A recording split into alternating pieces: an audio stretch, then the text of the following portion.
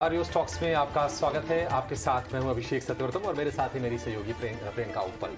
बाजार में हम देख रहे हैं कि हफ्ते की शुरुआत पॉजिटिव नोट पर हुई है, लेकिन पूरी तरह से नतीजे जो हैं वो डोमिनेट कर रहे हैं और आज बाजार को दिशा भी वहीं से मिल रही है। आप देखिए, अब ब्रिटानिया, एसबीआई, इसके नतीजे आए थे वीकेंड के दौरान और ये दोनों ही शेयर आज इंडेक्स को सपोर्ट देने का काम कर रहे हैं। 4% ऊपर है एसबीआई का शेयर और तकरीबन 9% ऊपर इस वक्त ब्रिटानिया का शेयर ट्रेड कर रहा है, क्योंकि मार्केट शेयर उनका बहुत तेजी से बढ़ा है और नतीजे उसके दम पर बहुत ही अच्छे आए थे। और इसके अलावा अगर हम एडवांस डिक्लाइन रेशियो को देखेंगे तो तकरीबन 2:1 का है। 1309 शेयर इस वक्त एनएससी पर हरे निशान में है और इसके अलावा 680 शेयर लाल निशान के साथ कर रहे हैं कारोबार। एशियन पेंट्स, सिप्ला, डॉक्टर रेड्डीज, सन फार्मा, यानी कि कंजम्पशन और फार्मा में थोड़ा सा प्रेशर हम देख रहे हैं। इसके अलावा अगर आप देखेंगे दूसरी साइड पर तो जो नतीजे अच्छा है वहां से तेजी है, या फिर जो नतीजे आने वाले हैं एंटिसिपेशन अच्छे नतीजों की है वो भी शेयर तेज चल रहे हैं। कोल इंडिया में अच्छी मजबूती के साथ इस वक्त ट्रेड हो रहा है। लेकिन आईयूबी के नतीजे आए थे। आईयूबी ने अपने Q2 जो नतीजे जारी कर दिए है। बैंक के मुनाफे की अगर हम बात करें तो 33% की ग्रोथ आई है। एनआईआई में 20% की ग्रोथ है, लेकिन प्रोविजंस के फ्रंट पर थोड़ा सा दबाव दिख रहा है। तिमाही आधार पर प्रोविजनिंग 630 करोड़ रुपए से बढ़कर 988 करोड़ रुपए पर पहुंच गई है। नतीजों पर बातचीत करने के लिए हमारे साथ जुड़ गए हैं बैंक के एमडी पार्थ प्रतिम सेन गुप्ता। पार्थ सर, बहुत शुक्रिया आपका समय देने के लिए। स्वागत है आपके DNR स्वदेश पर। सबसे पहले क्रेडिट ग्रोथ की बात करेंगे और हम देख रहे हैं कि हेल्दी ग्रोथ है। ये बताइए कि क्या आपको भरोसा है कि ये आगे आप सस्टेन कर पाएंगे? कि कोविड के बाद इकोनॉमी बहुत फास्ट रिगेन कर रहा है और क्रेडिट का डिमांड हमने, ये तो बिजली सीजन नहीं था, April to September was the slack season, इसमें भी क्रेडिट का डिमांड काफी अच्छी रही और इसीलिए दूसरे बैंक की तरह आईओबी ने भी क्रेडिट में अच्छी ग्रोथ प्रदर्शन किया और आगे जाके भी ये सस्टेन होगा, क्योंकि दो तीन चीजें हमने जो नजर कर रहे हैं। एक है कि इंफ्रास्ट्रक्चर में काफी लगाव हो रहा है। इंफ्रास्ट्रक्चर में इन्वेस्टमेंट्स काफी है और बहुत सारे प्रोजेक्ट्स अभी ऑन द प्रोग्रेस, तो इसमें जरूर एक क्रेडिट डिमांड होगी। नंबर 2 जो है कि कुछ सेक्टर जो कि कोविड में जिसका ऊपर कुछ बुरा असर हुआ था, तो वो अभी आगे निकल आया, जैसे कि टूरिज्म और हॉस्पिटलिटी सेक्टर। अगर आप देखेंगे तो इसमें बहुत अच्छी ग्रोथ हो रही है, ट्रेवल सेक्टर में बहुत अच्छी ग्रोथ हो रही है। तीसरी बात यह है कि इन्फ्लेशन के कारण रॉ मटेरियल जो है उसका कॉस्ट बढ़ गया है, तो इसीलिए ऑलमोस्ट सभी कंपनी को अधिक वर्किंग कैपिटल की जरूरत पड़ेगी, तो इसके भी एक फैक्टर हमारे क्रेडिट ग्रोथ में काम करेगा। तो इंटरेस्ट रेट में थोड़ा तो अभी भी हम लोग उम्मीद कर रहे हैं कि थोड़ा और ऊंचा होगा, पर इसके बावजूद भी इकोनॉमी चूंकि इट इज बाउंसिंग बैक, इसीलिए हमारे जो भी इन्वेस्टमेंट्स और वर्किंग कैपिटल रिक्वायरमेंट, इसको देखते हुए आगे भी जाकर ये सस्टेन हो जाएगा। इतना ही हम लोग को उम्मीद है कि it is very positive trend. Right. एक और चीज़ मिसेस सेन गुप्ता, क्योंकि आपके नंबर्स को थोड़ा सा अगर हमें और कैटेगरी वाइज डिवाइड करना हो और थोड़ी सी और बाइफिकेशन समझनी हो, क्योंकि हमने देखा कि लोन ग्रोथ तो स्ट्रॉन्ग है, 18% की लोन ग्रोथ है। पहले तो इसके लोन ग्रोथ की बड़ी वजह क्या रहे, ड्राइवर्स क्या रहे, और दूसरा आपकी प्रोविजनिंग भी बढ़ी है, Q-on-Q भी और Y-on-Y भी। क्या ये प्रोविजनिंग जो स्लिपेज या क्रेडिट कॉस्ट मॉडरेट आगे फर्दर आपको लगता है कि गोइंग फॉरवर्ड इंप्रूव हो पाएगी? देखिए, पहले मैं दूसरी सवाल का मैं जवाब दूंगा प्रोविजनिंग फ्रंट पर। हम लोग शुरू किए थे एक समय जब था आईओबी का एनपीए परसेंटेज वाज 25%, 25% एनपीए का परसेंटेज थी, उसको जाके हमने आज 8.53% में ले आया। इसमें कोई शक नहीं कि हम लोग काफी अच्छे काम किए ओवर दी क्वार्टर्स, और ये क्वार्टर बेहतर प्रदर्शन होते रहे। एनएनपीए कुछ हद तक बढ़िया है, क्योंकि इस बार इस क्वार्टर में हमने एक ड्राइव दिया है और फर्दर कैसे बैलेंस शीट को क्लींस किया जाए। तो बहुत सारे लेगेसी जो पुराने एजुकेशन लोन्स थे, जिस पर रिस्ट्रक्चरिंग के बावजूद भी उस तरह से रिकवरी नहीं हो रहे थे, तो हमने उस सभी लोनों को हम लोग आइडेंटिफाइड देम, और उसको करने के बाद उसको हम लोग इस बार एनपीए में लेकर आए। पर ये जो नई स्लिपेजेस जो हुई है, इसमें जो प्रोविजन बनाए गए ये एज पर रेगुलेटरी प्रोविजंस, जो जबकि हम लोग पहले जितना भी स्लिपेजेस होते थे हम लोग एक्सेलरेटेड प्रोविजन करते थे, पर इस बार जो नई जो रिटेल सेक्टर में करीब जो एनपीए जो बढ़ी हुई है, इस पर रेगुलेटरी प्रोविजंस हमने किया है, क्योंकि हम लोग देखे हैं कि आगे जाके इसमें रिकवरी आते हैं, बट टाइमिंग डिफरेंस होता है। स्टैंडर्ड करने के लिए जिस समय ये पैसा आना चाहिए वो पैसा उसी समय पर नहीं आ रहा है, पर पैसा आ रहा है। तो इसीलिए इस पर हम लोग रेगुलेटरी प्रोविजंस करने के कारण ही कोई हम लोग एक्सेलरेटेड प्रोविजंस नहीं किया है। पर ये जो क्लिनजिंग हो गया है इसका हमको नतीजा मिलेगा अगले 2-3 क्वार्टर्स में, क्योंकि जो हमारी प्रॉफिट रहेगी उससे मेरा पूरा उम्मीद है कि slippages will be control to a large extent, और इसके चलते जो हमारे पास जो प्रॉफिट रहेगा, जो ऑपरेटिंग प्रॉफिट जो रहेगा, उसके चलते हम लोग और ज्यादा प्रोविजंस कर पाएंगे और एनएनपीए को, नेट एनपीए को हम लोग 2.53% पर ले आएंगे, 2.5 के नीचे हम लोग ले आएंगे। सो इसमें हम लोग का पूरी उम्मीद है। और दूसरी बात आपने जो कही है कि क्रेडिट ग्रोथ जो है, तो मैं कहता हूँ आईओबी में ये क्रेडिट ग्रोथ पूरा secular across the sector, retail, agri, MSME and corporate, चारों सेक्टर में हुई है। एंड इस बार एनबीएफसी से और अच्छी तरह कंपनी से लोन बुक जो भी ग्रोथ की है उसमें almost more than 60% are in AA and AAA rated account, जिसका रिस्क वेट जो परसेंटेज है वो भी काफी कम है। तो आगे जाकर भी ये जो डिमांड है मार्केट से, जो क्रेडिट का जो डिमांड है, ये हम लोग अभी भी देख रहे हैं ये है, और आगे जाकर भी पूरी उम्मीद है कि हम लोग अच्छी क्वालिटी के प्रपोजल्स करेंगे और प्रॉफिट से अपना प्रोविजंस भी थोड़ा बढ़ाएंगे, एक्सेलरेटेड प्रोविजंस। और ये होने के बाद हम लोग आप देख रहे हैं कि हमारा जर्नी शुरू हुआ था से थोड़ा सा प्रॉफिट करने के बाद 148 करोड़ प्रॉफिट करने के बाद आज हम लोग quarterly profit yearly two year एक बहुत मजबूत स्थिति पर लाए है। ऑलमोस्ट मेरा कैपिटल एडिक्वेसी रेशियो भी 15% के ऊपर है। तो आगे है कि ये जो अच्छी प्रदर्शन है ये जारी रहेगी और बैंक का बैलेंस शीट और बेहतर होगी। पार्सर, एक बहुत ही क्रूशियल एस्पेक्ट ये है कि अब आरबीआई को महंगाई को कंटेन करने में थोड़ी दिक्कतें आ रही हैं, कहीं ना कहीं इसके चलते ही फिर रेट हाइक भी करने पड़ रहे हैं और ये शायद आगे भी जारी रहेंगे। क्या आपको लगता है, कोई ऐसा सेंस मिल रहा है कि अगर थोड़ी सी दरें और बढ़ती हैं तो जो क्रेडिट ग्रोथ की रफ्तार है उसको बढ़ाने में थोड़ी सी दिक्कतें आएंगी? और ये भी बताइए कि ग्रामीण इलाकों से किस तरह के क्रेडिट ऑफटेक के नंबर आपके पास आ रहे हैं? देखिए, क्रेडिट ग्रोथ अभी जो एक ही दिक्कत है जो है, हर एक बैंक के पास एक लिक्विडिटी प्रॉब्लम है। जो लिक्विडिटी सरप्लस जो था, हम लोग सभी जानते हैं कि ऑलमोस्ट आप नील के बराबर है। तो पर अभी गवर्नमेंट एक्सपेंडिचर भी शुरू होने वाला है, और जहां तक हम इंटरेस्ट रेट को देखें, अभी तो 1-2 क्वार्टर और हम लोग उम्मीद कर रहे हैं कि थोड़ा बहुत तो रिपो रेट बढ़ेगा, क्योंकि दो चीजें हैं। एक इन्फ्लेशन होता है फूड के चलते, फूड इन्फ्लेशन जिसको कहते हैं। नंबर 2 जो ऑयल इन्फ्लेशन है, जो कि कास्केडिंग इफेक्ट, जिसका जो इन्फ्लुएंस जो है वो इकोनॉमी पर पूरा हर एक स्तर पर उसका पड़ता है।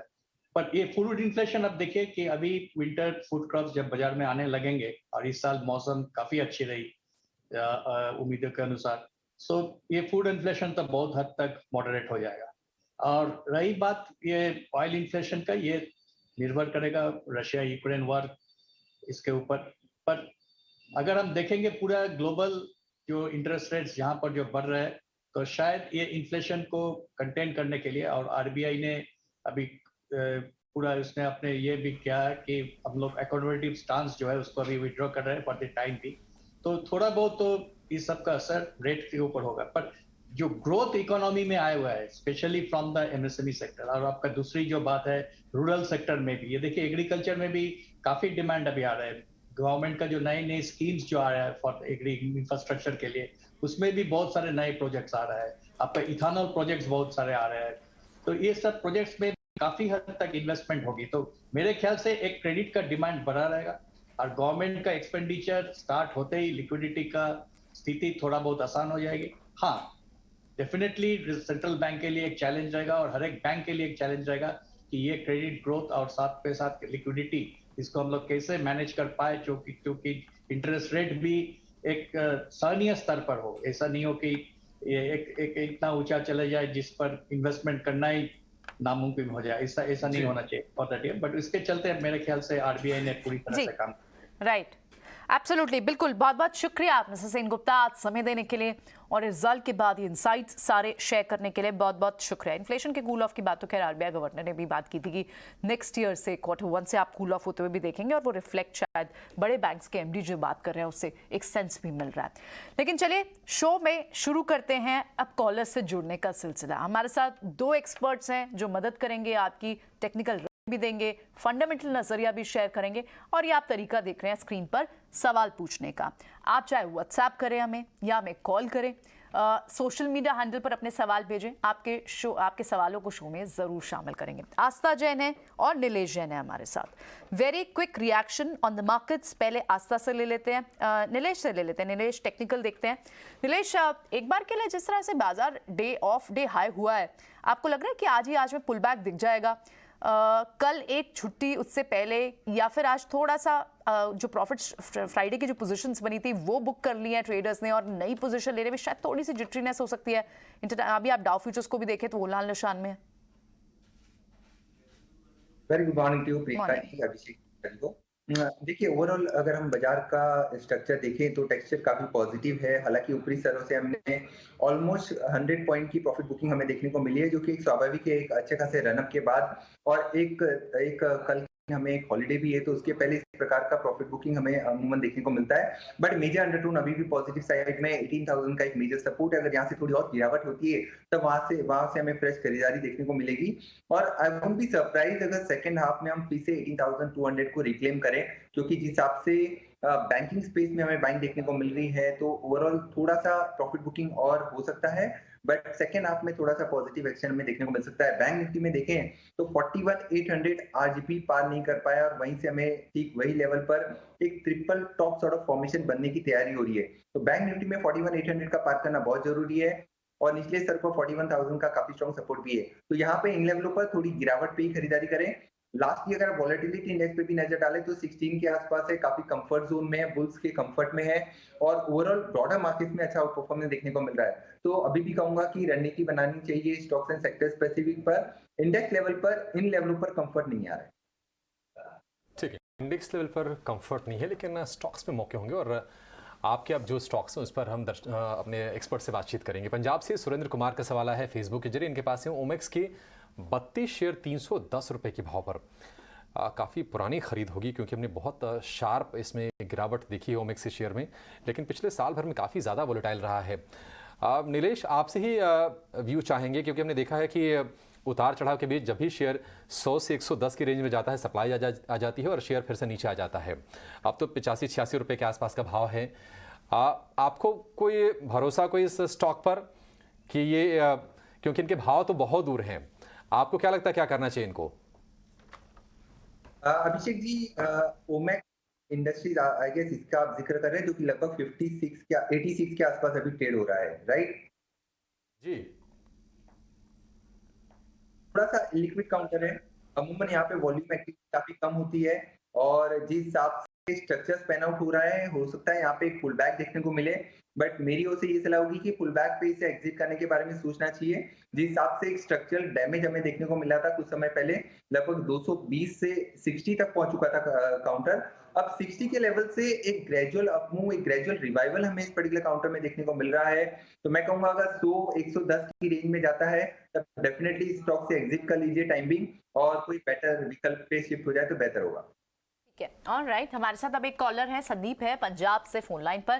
जी संदीप जी, पूछिए अपना सवाल। नमस्कार मैडम। नमस्कार जी, पूछिए। मैडम मेरे पास मदरसन सुमिया समर्थन मदरसन सुमी 1000 शेयर है मैडम, 79 और 96 में बाइंग है मैडम। ठीक है, आप लॉन्ग टर्म रखना चाहते हैं या फिर सिर्फ ट्रेडिंग के लिए आज से रखा था? सिर्फ ट्रेडिंग के लिए मैडम। ठीक है, चलिए तो फिर तो आपके लिए टेक्निकल राय ले लेते हैं क्योंकि फंडामेंटल तो अच्छा है ये स्टॉक। इस पे श्योर आस्था भी यही बताएंगे, लेकिन नीलेश से पूछ लेते हैं। इनकी बाय लेवल से काफी नीचे आ गया, लगभग 13 रुपए। क्या आप कितना समय लग सकता है इनकी, एक तो पहले बाय प्राइस से ऊपर आकर? 6 मंथ तक रख सकता हूं मैडम। चलिए 6 मंथ्स तक रख सकते हैं, बताएं नीलेश। देखिए प्रियंका जी, कहीं ना कहीं पीस फॉर्मेशन की इंडिकेशन मिल रहा है। एक गैप डाउन ओपनिंग हमें कुछ समय पहले देखने को मिली थी, लगभग पिछले मंथ में हमें 17 अक्टूबर को एक गैप डाउन देखने को मिला था। अब उस गैप को फिल करने का प्रोसेस यहाँ पे होता हुआ नजर आ रहा है। ऊपरी स्तरों पर इमीडिएट बेसिस पे अगर हम देखें तो 70 से 72 तक के लेवल देखने को मिल सकते हैं। हो सकता है नवंबर सीरीज में ही वो लेवल देखने को मिले, बट जो मेजर स्ट्रक्चर है मदरसन सुमी का, वो थोड़ा सा वीक साइड में नजर आ रहा है। और अगर कोई पुल बैक आता है तब वहां से फिर से गिरावट हमें देखने को मिल सकती है, तो कॉशियस अप्रोच रखना होगा। और पुल बैक में इनके भाव के आसपास आए तो वहां पे एक बार एग्जिट करके इसमें भी वही रणनीति होगी कि इसी स्पेस में से बेहतर विकल्प अवेलेबल है, वहां पे शिफ्ट हो जाए तो बेहतर होगा।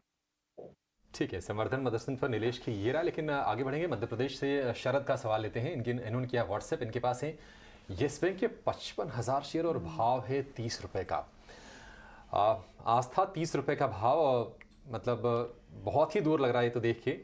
लेकिन हाल फिलहाल हम देखा था येस बैंक में कि अप्रत्याशित तेजी आई थी, 12 रुपए से शेयर 18 रुपए के आसपास तक गया था, लेकिन एक फिर से कंसोलिडेशन वाले फेज में आ गया है। क्या व्यू होगा आपका कि येस बैंक कोई सेंस बनता है इसमें बने रहने का, या फिर एक तरह से हम कह सकते हैं कि पेरेंटेज है एसबीआई की, वहां पर अच्छे नंबर्स भी आए हैं और शेयर चल भी रहा है, वहां पर स्विच कर जाएं? नीलेश, आप जवाब देंगे इस सवाल का? बिल्कुल अभिषेक जी, देखिए यस बैंक की अगर हम बात करें तो काफी लंबे समय से कंसोलिडेशन यहाँ पे देखने को मिल रहा है और एक बेहतर विकल्प आपने ऑलरेडी सुझाया है, मैं बिल्कुल सहमति रखता हूँ। काफी समय से देखें तो इस पर्टिकुलर काउंटर ने एक अंडर परफॉर्मेंस ही दिखाया, हालांकि निचले स्तरों से हमें पुल बैक जरूर देखने को मिला है। तो प्योरली अगर ट्रेडिंग के पर्सपेक्टिव से देख रहे हैं तो यहाँ पे सबसे पहले 15 रुपए 20 पैसे का स्टॉप लॉस रखना होगा। लगभग 15 रुपए के आसपास इसका 200 डे मूविंग एवरेज सपोर्ट भी आ रहा है, तो 15 रुपीज के आसपास का स्टॉप लॉस रखें। ऊपरी स्तरों पर 18 रुपीज के आसपास का इसका नेक्स्ट मेजर हर्डल है, अगर वो लेवल पार होता है तब यहाँ से थोड़ा पुल बैक एक्सटेंड होता हुआ नजर आएगा 19 से 20 तक का। बट अगर पोजीशन पर्सपेक्टिव से देख रहे हैं तो अभी भी बेहतर विकल्प एसबीआई ही हो, मैं कहूंगा वहीं पे हमें नजर आता है कंफर्ट के हिसाब से, as well as long term fundamental के पर्सपेक्टिव से। तो SBI, bank of Baroda, Canara bank, PSU banking space से ये प्रीफर्ड बेट होगी। प्राइवेट सेक्टर बैंक में अगर देखें तो फेडरल बैंक और उसके साथ साथ केटीके बैंक, अगर वहां पे गिरावट होती है तो उससे भी खरीद के चला जा सकता है। और लार्ज कैप स्पेस में आईसीआईसीआई बैंक हमारा प्रीफर्ड बेट है। तो ये तो येस बैंक में एक व्यू है। ये कई बार अभिषेक ऐसे व्यूअर्स फंस जाते हैं, उन्हें लगता है कि प्राइस छोटा है, स्टॉक के फंडामेंटल चेक करे या ना करे, किस वजह से प्राइस इतना हो गया उसको नहीं देखते, वो प्राइस अट्रैक्टिव होने लग जाता है, चीप लगने लग जाता है और उसके बाद सोच ये होती है कि शेयर है 15 रुपए का, 20 रुपए का, ठीक है ले लेते हैं, 2 रुपए बढ़ गए, भारी क्वांटिटी में ले लिया, 2 दिन 4 दिन में शायद लाख रुपए 1.5 लाख रुपए बन जाए। लेकिन ये सोच काम करती नहीं है जब तक कि साउंड फंडामेंटल ना हो, आपके पास कोई पुख्ता रिसर्च ना हो, कोई बैकिंग ना हो। अगर आपने ले भी लिया तो आपको स्टॉप लॉस जरूर फॉलो करनी चाहिए। बिल्कुल करेक्ट। ठीक है, थोड़ा सा और नीचे आए हैं। सेंसेक्स तो बाकायदा आप देख रहे हैं कि हम लाल निशान में चला गया है। निफ्टी बैंक सपोर्ट मिल रहा है, 225 अंक ऊपर है वो इंडेक्स। गेनर्स में देख रहे हैं कि एसबीआई थोड़ा सा ये भी नीचे आया है, करीब करीब 3% की तेजी से ट्रेड कर रहा है। लेकिन सवाल लेंगे, फेसबुक के जरिए आया है राधा कृष्ण का, आंध्र प्रदेश से। इनके पास हैं नज़ारा टेक्नोलॉजीज के शेयर, 200 शेयर है 720 रुपए के भाव पर। आस्था, नज़ारा टेक्नोलॉजीज ट्रैक करती हैं आप, क्या भी होगा आपका?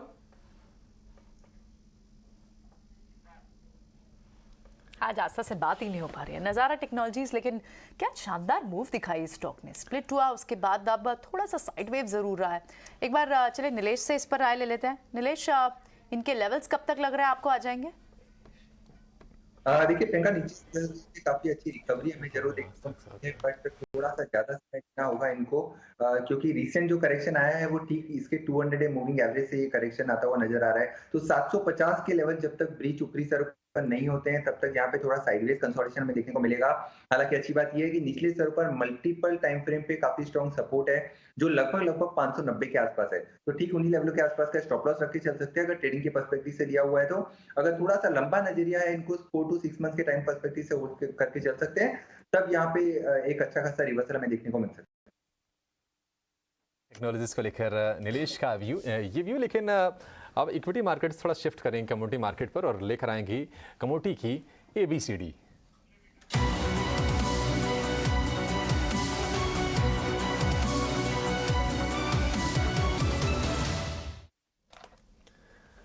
और कमोडिटी के बाजार के बारे में आपको जागरूक करने के लिए, आपको निवेश के मौके, ट्रेड के मौके बताने के लिए हमारे साथ जुड़ गए हैं विश्व मोहन, जो कि अभी अभी छठ मनाकर हमारे स्टूडियो में आ गए हैं वापस। विश्व मोहन, छठ में तो वैसे ही काफ़ी ज़्यादा कमोडिटीज़ का यूज़ होता है, आप बताइए छठ आपका कैसा रहा पर्व, और आज क्या आप लेकर आए हैं क्लासरूम में? देखिए, काफ़ी बढ़िया छुट्टी रही।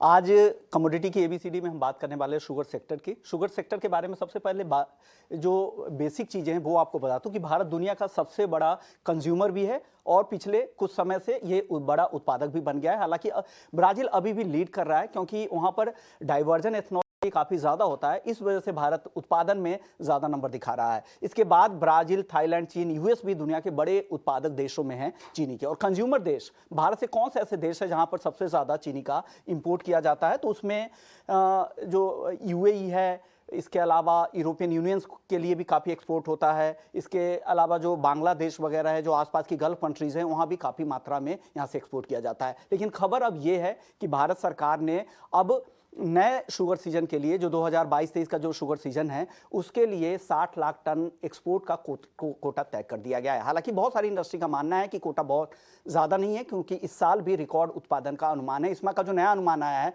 उसके मुताबिक 355 लाख टन चीनी उत्पादन 2022-23 के शुगर सीजन में हो सकता है। लेकिन सरकार को लगता है कि जो अभी मौजूदा बैलेंस शीट है और जो भी क्लोजिंग स्टॉक्स आए हैं उसके आधार पर अभी मई 2023 तक के लिए उन्होंने कोटा तय किया है। और जैसे जैसे स्थिति यहाँ की बेहतर रहेगी, लगेगा पर स्टॉक है, घरेलू स्टॉक प्राप्त है, तो दूसरे चरण में फिर से एक्सपोर्ट कोटा को बढ़ाया जा सकता है। इसके अलावा अगर एक्सपोर्ट की पूरी स्थिति बताओ तो एक्सपोर्ट होगा यहाँ से कैसे? जितने भी शुगर मिल हैं यहाँ से एक्सपोर्ट की इजाज़त उन्हें दी गई है। पिछले 3 साल के औसत उत्पादन का 18%, 18.25% के आसपास उनके लिए लिमिट तय की गई है। वो एक्सपोर्टर्स के जरिए या डायरेक्टली भी एक्सपोर्ट कर सकते हैं या फिर वो अपना स्वैप भी कर सकते हैं। जो भी घरेलू बिक्री वाले जो भी उनके मिलर हैं उनसे अपनी कोटा को स्वैप भी कर सकते हैं। तो इस तरह के नियम यहाँ पर बनाए गए हैं। अब एक्सपोर्ट की स्थिति बता दूं कि किस तरह के एक्सपोर्ट अब तक हुए हैं। पिछले साल की बात करें 2021-22 की, तो करीब करीब 112 लाख टन हमने एक्सपोर्ट किया था, जो कि दुनिया का दूसरा सबसे बड़ा एक्सपोर्टर भारत बन गया था पिछले सीजन में। 2020-21 में 70 लाख टन एक्सपोर्ट हुआ। 2019-20 में देख रहे हैं किस तरह से रफ्तार से यहाँ का एक्सपोर्ट बढ़ रहा है। तो भारत के लिए, मार्केट के लिए स्थिति अच्छी है, एक्सपोर्ट का मार्केट बढ़िया है, लेकिन एक्सपोर्ट कोटा को लेकर चिंता है। पूरी डिटेल हम बात करेंगे आज 11:30 में। ठीक है विश्वमोहन, बहुत शुक्रिया ये तमाम अपडेट देने के लिए। आगे बढ़ेंगे मध्य प्रदेश से अरविंद हमारे साथ फोन लाइन पर हैं। अरविंद जी नमस्कार, पूछिए क्या जानना है आपको? सर मुझे ये जानना था, मेरे पास बजाज फिनसर्व के शेयर हैं। जी, कितने शेयर आपके पास हैं? एक ही शेयर है, उसमें ये जानना है, मैंने 9,260 पे लिया था जी, कंपनी ने उसे स्प्लिट किया और बोनस दिया जी। तो जहां तक मैंने पढ़ा है उसमें ये कंपनी बोनस तभी दे सकती है जब उसके पास में कैश की क्षमता ज्यादा हो। नहीं, आपके पास तो अरविंद अब शेयर आ गए होंगे आपके अकाउंट में। तो नहीं, तो वो तो मैंने अगर 9,260 में लिया सर, तो वो मतलब उसी भाव पे उन्होंने बराबर करके हमको दे दिए उसको। तो मुझे एक्स्ट्रा क्या मिला? मेरा प्रॉफिट ज्यों का त्यों शेयर पे वही है। 9,260 पे मैंने लिया, 16 से 17,000 के रेंज में बजाज ने उसको स्प्लिट और बोनस दोनों किया। तो मेरा मार्जिन लगभग 78% का था, तो वो 78% ही है। एग्जैक्टली वही रहेगा। करने और बोनस देने का मतलब क्या रह गया? ठीक है, मैं आपको बताता हूं और इसके बाद अब एक्सपर्ट्स के ओपिनियन लेंगे, हम आस्था से बातचीत करेंगे। देखिए, दरअसल स्प्लिट या फिर बोनस, दोनों ही स्थितियों में ये हम देखते हैं कि उसी रेशियो में शेयर करेक्ट हो जाता है। दूसरी चीज़ हालांकि ये होती है कि कहीं ना कहीं लिक्विडिटी बढ़ जाती है स्टॉक की और वो आगे जाकर थोड़ा फ़ायदा देती है, क्योंकि देखिए आपके पास एक ही शेयर था और अब आप स्वतंत्र हैं कि बाकी के शेयर आप बेच सकते हैं। अगर आपके पास अगर 10 शेयर हो गए हों तो कुछ शेयर आप बेच सकते हैं, कुछ होल्ड कर सकते हैं। इससे क्या होती है, शेयर में लिक्विडिटी बढ़ जाती है और वो फिर निवेशकों को फ़ायदा देती है। आस्था, आप बताइए और क्या फ़ायदे इससे एसोसिएटेड होते हैं, स्प्लिट से, बोनस से, और अरविंद जी के लिए क्या राय होगी आपकी? जी बिल्कुल। सबसे पहले तो अभिषेक जी बहुत बहुत यहाँ पे माफी मांगना चाहूंगी, आज थोड़ा टेक्निकल इशू की वजह से दिक्कत हो रही है। देखा जाए तो आपने बहुत जैसे यहाँ पे एक्सप्लेन किया है कि स्प्लिट और बोनस का यहाँ पे क्या फायदा होता है। बेसिकली लिक्विडिटी बढ़ जाती है, क्योंकि जो एक टिकट साइज है, हम जो रिटेल लोग रहते हैं, स्पेशली मैं भी अगर अपने आप को कंसीडर करूँ उस कैटेगरी में, तो एक जो रिटेल क्लाइंट्स होते हैं उनकी एक ही वो एक यहाँ पे धारणा रहती है कि बड़ा टिकट साइज है यानी कि महंगा होगा, तो उसमें फिर वो एंट्री नहीं करते। तो वहाँ पे कंपनी इस तरह के कदम उठाती है ताकि टिकट साइज छोटा हो और यहाँ पे ज्यादा से ज्यादा लोग यहाँ पे पार्टिसिपेट कर पाए, स्पेशली जो रिटेल यहाँ पे क्लाइंट्स हैं उनके उनका। और बोनस तो कंपनी बिल्कुल यहाँ पे देती है, एक तरह से शेयर होल्डर्स को गिफ्ट होता है, लेकिन जो भी कंपनी यहाँ पे एडजस्टमेंट करती है मैं बताना चाहूंगी उसका कोई भी नेगेटिव प्रभाव नहीं होता है। अगर बोनस दिया है, प्राइस कम हुए तो आपके नंबर ऑफ शेयर्स तो बढ़ जाएंगे, तो इन टोटल जो आपका अमाउंट है वो उतना ही इंटैक्ट रहेगा, वो कहीं कम नहीं होगा, आपका कोई कैपिटल एरोड नहीं होगा। सिर्फ यहाँ पे कंपनीज के एडजस्टमेंट्स चलते हैं, उसकी वजह से आपके या तो नंबर ऑफ शेयर्स बढ़ जाते हैं और भाव उसी के हिसाब से एडजस्ट हो जाते हैं। अब अगर मैं बजाज फिनसर्व के फंडामेंटल्स की बात करूं तो मेरे हिसाब से कंपनी ने यहाँ पे जो भी नतीजे पेश किए हैं Q2 FY23 के वो काफी बढ़िया हैं। मुझे कंपनी काफी सॉलिड लगती है, यहाँ पे इनको मैं बने रहने की ही सलाह दूंगी। अपनी पोजीशन को होल्ड करिए और एक बार जरूर से चेक करिए, अगर आपके यहाँ पे नंबर ऑफ शेयर्स आपको डीमेट अकाउंट में बढ़े हुए ही नजर आएंगे स्प्लिट और बोनस के प्रभाव से और भाव उसी हिसाब से एडजस्ट हुए हैं, तो अभी बजाज फिनसर्व को होल्ड करना है। और यहाँ पे क्योंकि बहुत हेल्दी क्वार्टर कंपनी ने रिपोर्ट किया है और यहाँ पे सिर्फ लेंडिंग बिजनेस ही नहीं है अभिषेक जी, जो इनका लाइफ इंश्योरेंस बिजनेस है वहां से भी बढ़िया परफॉर्मेंस निकल के आ रही है, तो ये ओवरऑल परफॉर्मेंस अच्छी है। लॉन्ग टर्म में ये स्टॉक और भी अच्छा परफॉर्म करता हुआ नजर आएगा। मैं इनको खरीद यहाँ पे बने रहने की ही सलाह दूंगी। बजाज फिनसर्व में इनिशियल टारगेट रखेंगे 2000 के। ठीक है, बजाज फिनसर्व में 2000 रुपए के टारगेट्स होंगे। लेकिन अरविंद जी, आपका सवाल बहुत ही वैलिड है और अब बहुत सारे ऐसे निवेशक होते हैं जिनके मन में ये सवाल उठते हैं कि बोनस यानी कि कुछ एक्स्ट्रा गेन सिर्फ इन नंबर ऑफ शेयर्स में होते हैं। लेकिन बहुत ही वैलिड। आगे बढ़ेंगे हमारे साथ ट्विटर से सवाल आया है सोमनाथ यादव जी का मुंबई से। इनके पास है रामकृष्ण फोर्जिंग के शेयर 150 शेयर हैं, 202 रुपए के भाव पर इन्होंने खरीदे हैं। 239 के आसपास ये ट्रेड कर रहा है। आस्था, आपसे ही राय जानना चाहेंगे क्योंकि हमने देखा है कि फोर्जिंग वाले जो स्टॉक्स हैं हाल फिलहाल बहुत अच्छी तेजी है और हम ये देख रहे हैं कि कहीं ना कहीं अमेरिका में जो क्लास 8 ट्रक के जो वो भी काफ़ी ऊंचाई पर चले गए हैं और वहां से सपोर्ट मिल रहा है इन स्टॉक्स को। रामकृष्ण फोर्जिंग आपको लगता है आस्था कि अभी होल्ड करना चाहिए, अभी और अच्छे रिटर्न्स आएंगे इसमें? जी बिल्कुल, यहाँ पे अभी तो मैं इनको होल्ड करने की सलाह दूंगी। प्रॉफिट बुक करने की यहाँ पे कोई जल्दबाजी ना करें, क्योंकि देखिए ये एक तो कोलकाता भी हम इसे माने जाएंगे और आगे जाते हुए भी कंपनी यहाँ पे नए कैपेसिटी कर रही है। मुझे लगता है जब भी केपेक्स होते हैं कंपनीज के द्वारा तो वो दिखाते हैं कि कंपनी के यहाँ पे प्लान्स। सर मैं ये जानना चाह रहा हूँ कि अभी मेरे पास IDBI एंड यस बैंक के शेयर्स हैं, तो अभी क्या करना चाहिए मेरे को? एज इट इज बने रहना चाहिए, क्या है? नीरज, आपकी होल्डिंग कब की है, कब आपने शेयर खरीदे थे? एक सेकंड सर, मैं बता रहा हूँ।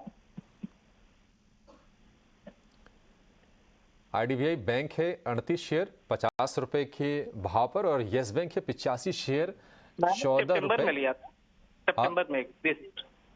इसी साल सितंबर में आपने लिए थे, राइट? राइट, ठीक है। हाल फिलहाल की होल्डिंग और अब देख रहे हैं कि बैंकिंग स्टॉक्स में अच्छी मोमेंटम बन रही है। आस्था, व्यू आपसे ही लेंगे।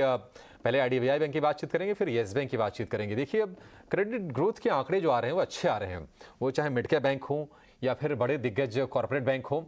चौतरफा थोड़े अच्छे सिग्नल्स हैं और हमने देखा है कि बार बार बैंकिंग स्टॉक्स रेकमेंड हुए हैं। हालांकि 50 रुपए खरीद है IDBI बैंक की, लेकिन ये शेयर हम देख रहे हैं कि बहुत ज़्यादा नहीं चला है। नीचे से देखेंगे तो आपको थोड़ी रफ्तार दिखेगी जून के स्तर से। 30 रुपए से ये शेयर 50 रुपए के आसपास तक गया था, लेकिन अभी थोड़ा सा फिर से कंसोलिडेशन वाले फेज में है। IDBI बैंक में ही बने रहें या फिर पोजीशन कहीं और स्विच कर लें कुछ बेहतर विकल्प में?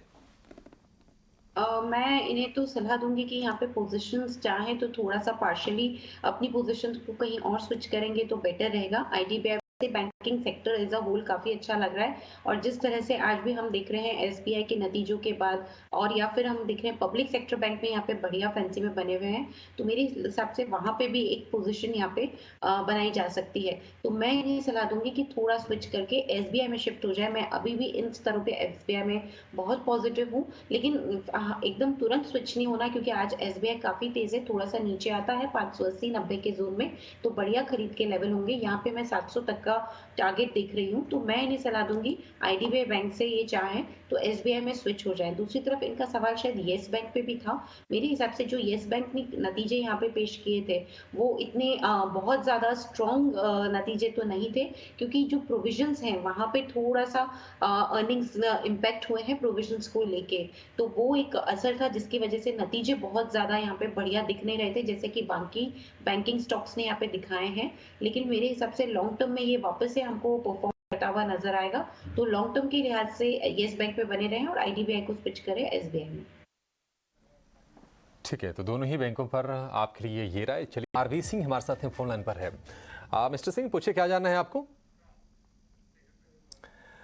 ठीक है, फोन कट गया है सिंह साहब का, लेकिन उनका सवाल हमारे पास ज़रूर पहुंच गया है। उनके पास है RIL के 10 शेयर 2642 रुपये के भाव पर इनके ये स्टॉक्स हैं।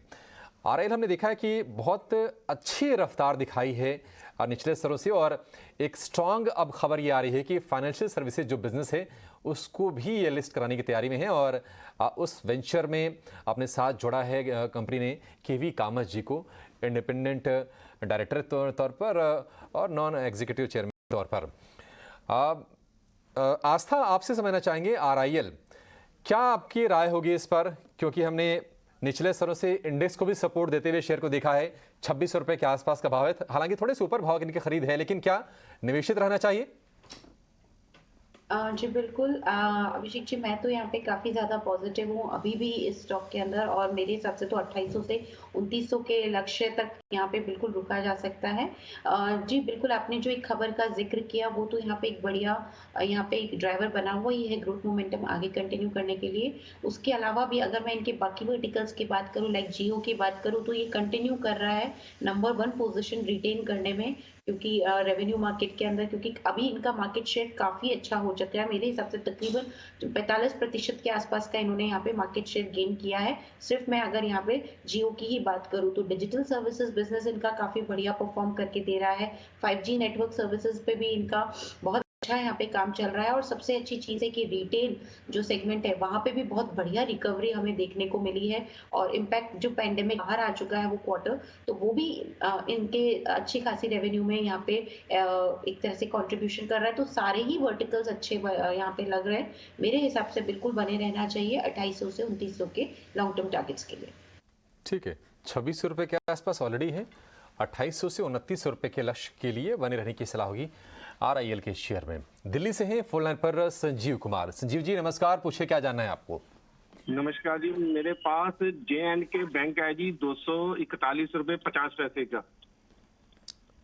41 रुपये 50 पैसे ना? हाँ जी। ठीक है, 41.50 इनके भाव से 50 पैसे ऊपर ये शेयर ट्रेड कर रहा है। 100 रुपये का टोटल इनको हो रहा है प्रॉफिट। लेकिन नीलेश, J&K बैंक हमने देखा था कि 52 वीक लो इसका 23 रुपये के आसपास का है, उससे डबल होकर शेयर ये पहुंच गया था 48-50 रुपये के आसपास, थोड़ा सा फिर से नीचे आया है। आपको क्या लगता है कि जो बड़ा हर्डल है शेयर के लिए ऊपर जाने के लिए टेक्निकली वो कहां पर है, और संजीव के लिए सलाह क्या होगी आपकी? देखिए अभिषेक जी, ये 15 दिनों में अगर हम देखें तो काउंटर 28 रुपए से 42 पहुंच चुका है, और इन लेवलों पर खरीदना थोड़ा सा रिस्क एंड रिवॉर्ड पर्सपेक्टिव से देखें तो फेवरेबल नहीं है। बट हालांकि इन्होंने ऑलरेडी खरीदा है, तो यहाँ पे एक stop loss, strictly stop loss जरूर मेंटेन करें, जो कि लगभग 39.5 रुपीज के आसपास आ रहा है। एंड ऊपरी स्तर पर जो एक इमीडिएट एंड मेजर हर्डल है वो है 43.5। तो 43.5 का लेवल अगर निकलेगा यहाँ पे, तब हमें यहाँ पे एक बड़ी तेजी 48 से 50 रुपए तक की देखने को मिलेगी। बट उसके लिए 43 के आसपास का एक जो इमीडिएट हर्डल है वो निकालना बहुत जरूरी है। करंट लेवल पे एक बार के लिए होल्ड करके चल सकते हैं। 39.5 का स्ट्रिक्ट स्टॉप लॉस जरूर मेंटेन करें। ठीक है, तो जो लेवल्स बताएं आपको नीलेश ने, जो आपको लेवल्स बताएं उसको फॉलो कीजिए। लेकिन J&K बैंक लगातार तेजी में ये शेयर दिखा रहा है निचले स्तरों से, और महीने भर की बात करें तो 40-50% तक की रफ्तार ये आगे दिखा चुका है पिछले कुछ समय में, और लेकिन आगे भी इसमें शायद मोमेंटम बन सकता है। इसको अभी फिलहाल होल्ड करने की सलाह है। सवाल लेंगे दिल्ली से, इनके पास हैं कावेरी सीड्स की। दिल्ली से इनके पास हैं कावेरी सीड्स की 100 शेयर 605 रुपये के भाव पर, और इनके भाव से ये शेयर है 125 रुपये नीचे। आस्था, कावेरी सीड्स क्या व्यू होगा आपका? नुकसान हो रहा है, अभी बने रहें या फिर थोड़ा सा और समय देना चाहिए इनको? जी मेरे हिसाब से तो अगर मैं यहाँ पे कावेरी सीड्स की बात करूँ तो थोड़ा सा रुक जाना बेटर रहेगा, क्योंकि बड़ा नुकसान में मैं निकलने की सलाह नहीं दूंगी। अगर मैं सिर्फ अभी Q1 तक के जो नतीजे आए थे वहां तक का जो मुझे ध्यान पड़ता है, इन्होंने बढ़िया यहाँ पे डिसेंट क्वार्टर दिया था, क्योंकि जो वॉल्यूम ग्रोथ आई थी वो काफी बढ़िया आई थी, जिसकी वजह से हमने एक टॉप लाइन में अच्छा खासा यहाँ पे एक इम्प्रूवमेंट देखा था। मेरे हिसाब से इनफैक्ट जो का आउटलुक था वो भी काफी ज्यादा यहाँ पे पॉजिटिव था, क्योंकि जो कंट्रीब्यूशन बढ़ रहा था नॉन कॉटन सेगमेंट से वो काफी अच्छा इंप्रूव हो रहा था, और वो मुझे लगता है कि आगे जाते हुए भी बढ़िया परफॉर्मेंस देता हुआ नजर आएगा। दूसरा, कंपनी की कहीं जगह पे लीडरशिप पोजीशन है और इनका पूरा जो फोकस है वो R&D फोकस पे भी है, प्रोडक्ट पाइपलाइन काफी ज्यादा हेल्दी है। सो ऑल इन ऑल, और इनका प्रेजेंस देखा जाए अभिषेक जी तो जितनी भी क्रॉप कैटेगरीज में है, ज्यादातर जितनी भी होती है सब में इनका प्रेजेंस है, और इन सब कंपनीज के लिए डिस्ट्रीब्यूशन नेटवर्क स्ट्रांग होना बहुत जरूरी है, जो इस कंपनी का काफी अच्छा है। सो ऑल इन ऑल एक बार Q2 नतीजों का वेट करते हैं, जहां तक मुझे ध्यान है अभी तक आए नहीं है, तब तक के लिए बिल्कुल रुकना है और नुकसान बुक करके अभी नहीं निकलना है, होल्ड करने की सलाह है। ठीक है, अभी नतीजों के लिए इंतजार कीजिए, होल्ड करके अभी बने रहिए। नतीजों के बाद इसकी समीक्षा फिर से आप कीजिएगा। चलिए, शो को अब यहीं पर समाप्त करने का वक्त आ गया है, टाइम हो गया है। अब आस्था और नीलेश, आप दोनों का बहुत शुक्रिया समय देने के लिए और हमारे तमाम दर्शकों के सवालों के जवाब